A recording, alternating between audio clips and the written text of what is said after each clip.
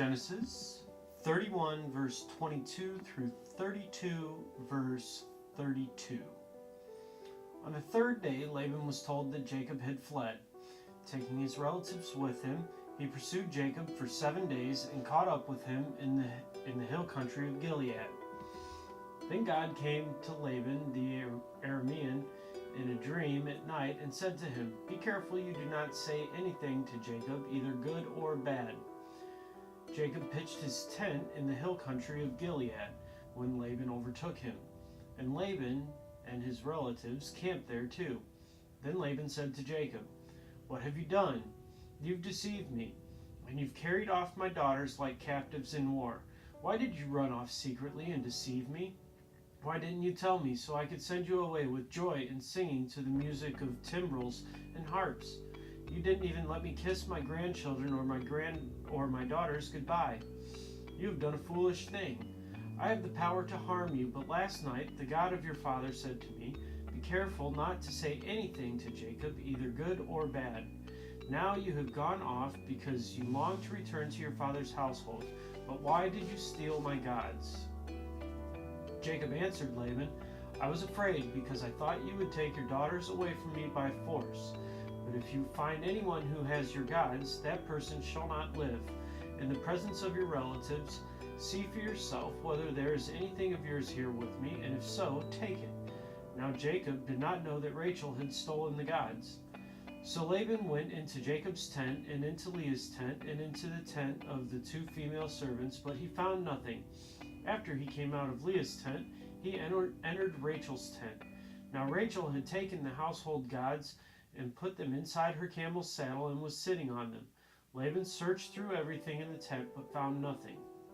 Rachel said to her father, "Don't be angry, my lord, that I cannot stand up in your presence. I'm having my period." So he searched but could not find the household gods. Jacob was angry and took Laban to ask, "What is my crime?" He asked Laban, "How have I wronged you that you hunt me down? Now that you have searched through all my goods, what have you found that belongs to your household? Put it here in front of your relatives and mine, and let them judge between the 2 of us. I have been with you for 20 years now. Your sheep and goats have not miscarried, nor have I eaten rams from your flocks. But I did not bring you animals torn by wild beasts. I bore the loss myself, and you demanded payment from me for whatever was stolen by day or night. This was my situation. The heat consumed me in the daytime, and the cold at night, and sleep fled from my eyes. It was like this for the 20 years I was in your household. I worked for you for 14 years for your 2 daughters and 6 years for your flocks, and you changed my wages 10 times. If the God of my father, the God of Abraham, and the fear of Isaac had not been with me, you would surely have sent me away empty-handed. But God has seen my hardship and the toil of my hands, and last night he rebuked you." Laban answered Jacob, "The women are my daughters, the children are my children, and the flocks are my flocks. All you see is mine. Yet what can I do today about these daughters of mine or these children they have borne? Come now, let's make a covenant, you and I, and let it serve as a witness between us." So Jacob took a stone and set it up as a pillar. He said to his relatives, "Gather some stones." So they took stones and piled them in a heap, and they ate there by the heap. Laban called it Jegar-Sadutha, and Jacob called it Gilead. Laban said, "This heap is a witness between you and me today." That is why it was called Gilead. It was also called Mizpah, because he said, "May the Lord keep watch between you and me when we are far away from each other. If you mistreat my daughters, or if you take any wives besides my daughters, even though no one is with us, remember that God is a witness between you and me." Laban also said to Jacob, "Here is this heap, and here is this pillar I have set up between you and me. This heap is a witness, and this pillar is a witness, that I will not go past this heap to your side to harm you, and that you will not go past this heap and pillar to my side to harm me. May the God of Abraham and the God of Nahor, the God of their father, judge between us." So Jacob took an oath in the name of the fear of his father Isaac. He offered a sacrifice there in the hill country and invited his relatives to a meal. After they had eaten, he spent the night there. Early the next morning, Laban kissed his grandchildren and his daughters and blessed them. Then he left and returned home. Chapter 32. Jacob also went on his way, and the angels of God met him. When Jacob saw them, he said, "This is the camp of God." So he named that place Mahanaim. Jacob sent messengers ahead of him to his brother Esau in the land of Seir, the country of Edom. He instructed them, "This is what you are to say to my lord Esau. Your servant Jacob says, I have been staying with Laban and have remained there till now.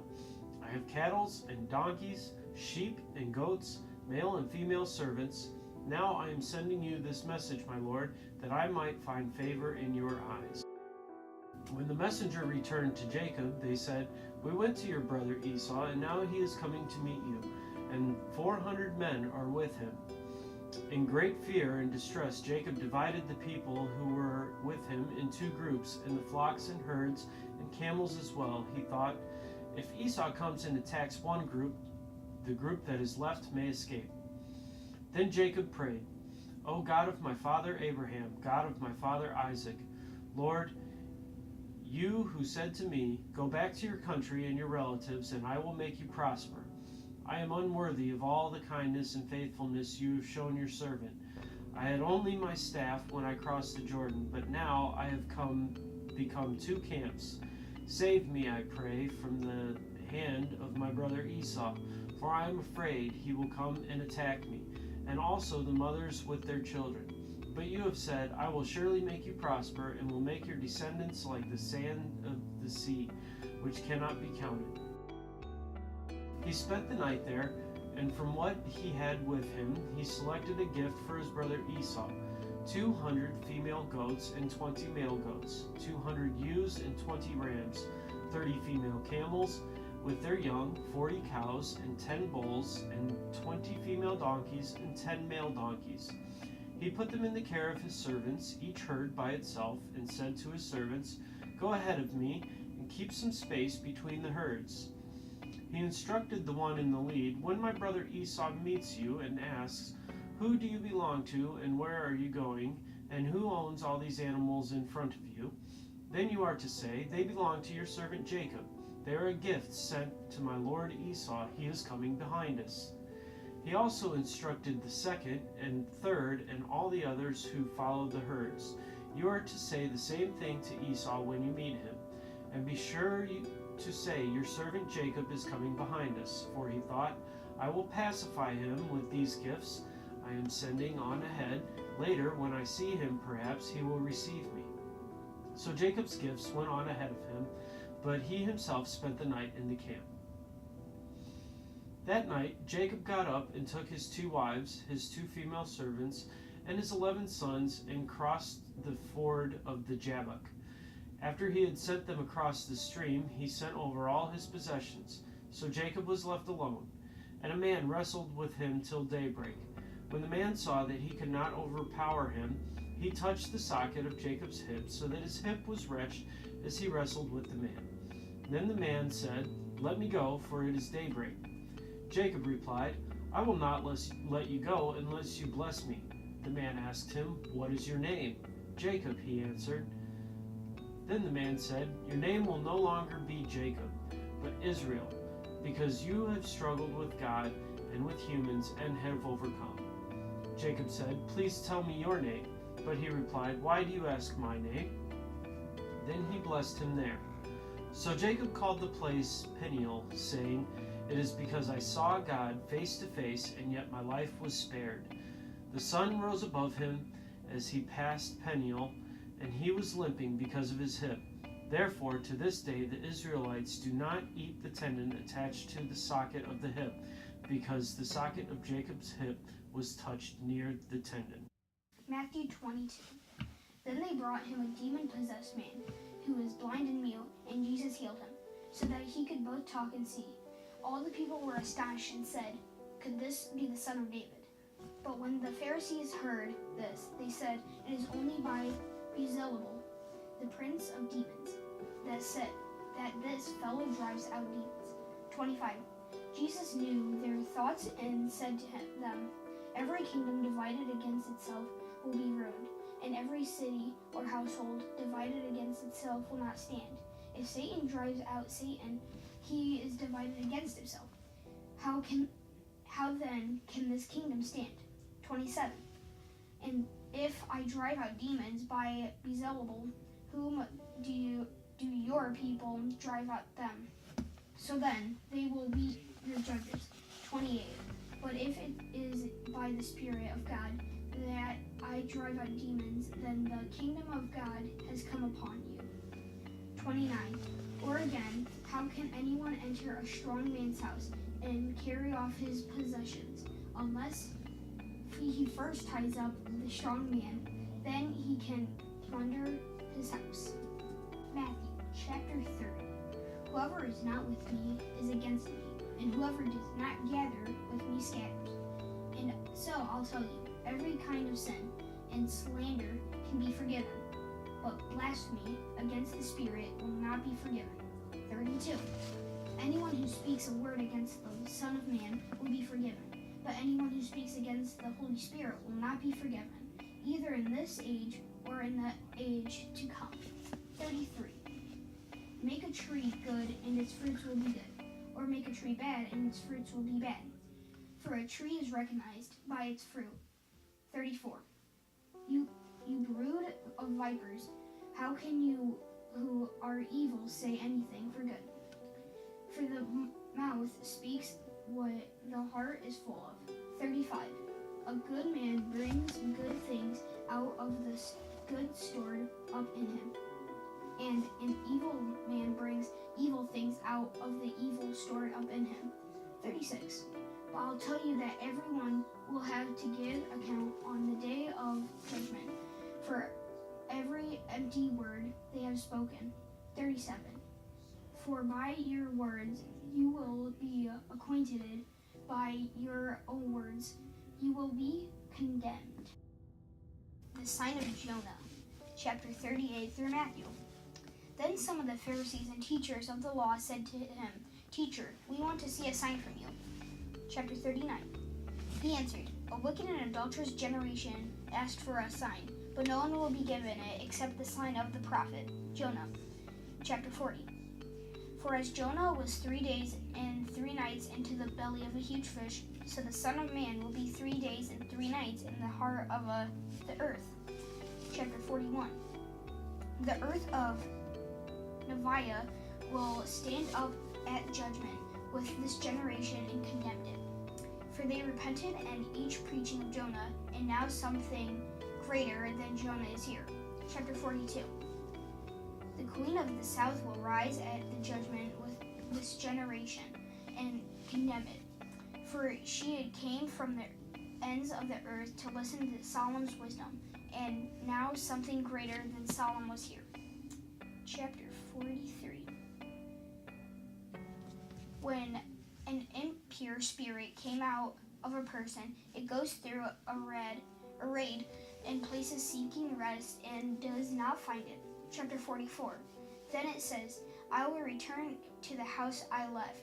When it arrives, I will find the house unoccupied, swept clean, and put in order."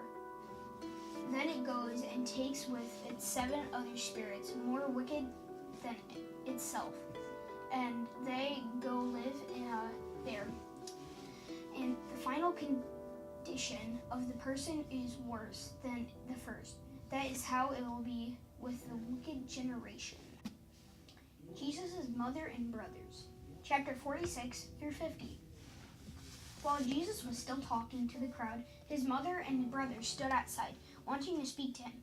Chapter 47. Someone told him, "Your mother and brothers are standing outside, wanting to speak with you." Chapter 48. He replied to him, "Who is my mother and who is my brother?" Chapter 49. Pointing to his disciples, he said, "Here are my mother and brothers." Chapter 50. For whoever does The will of my Father in heaven is my brother and sister and mother. Now we're going to be moving on to Psalms. Psalms chapter 1 through 18. Why, Lord, do you stand far off? Why do you hide yourself in times of trouble? Chapter 2. In the arrogance of the wicked man hunts down the weak, who are caught in the schemes of devices. Chapter 3. He boasts about the craving of his heart. He blesses the greedy and reviles the Lord. Chapter 4. In his pride, the wicked man does not seek him. In all of his thoughts, there is no room for God. Chapter 5. His ways are always prosperous. Your laws are rejected by him. He sneers at all of his enemies. Chapter 6. He says to himself, nothing will ever shake me. He swears, no one will ever do me harm. Chapter 7. His mouth is full of lies and threats. Trouble and evil are under his tongue. Chapter 8. He lies in wait. He waits near the village. From ambush he murders innocent. His eyes watch in secret for his victims. Now we're going to scroll down to get to chapter 9. Now we're going through 18, okay. Chapter 9. Like a lion in cover, he lies in wait. He lies in wait to catch the helpless. He catches the helpless and drags them off into his nest. Chapter 10. His victims are crushed, they collapse. They fall under his strength. Chapter 11, He says to himself, God will never notice. He covers his face and never sees. Chapter 12. Arise, Lord, lift up your hands. O God, do not forget the helpless. Chapter 13. Why does the wicked man revile God? Why does he say to himself, he won't call me to account? Chapter 14. But you, God, see the trouble of afflicted. You consider their grief and take it in your hand. The victims commit themselves to you. You are the helper of the fatherless. Chapter 15. Break the arm of the wicked man. Call the evildoer to the account for his wickedness that would not otherwise be found. Let's scroll down. Chapter 16. The Lord is king for ever and ever. The nations will perish from his land. Chapter 17. You, Lord, hear the desire of the afflicted. You encourage them. You listen to their cry. Chapter 18. Defending the fatherless and their oppressed, so that near earthly mortals will never again strike terror. Now we're going to be reading Proverbs chapter 2, 9 through 11. 9. Then you will understand what is right and just and fair, every good path. 10. For wisdom will enter your heart, and knowledge will be pleasant to your soul. 11. Discretion will protect you, and understanding will guard you.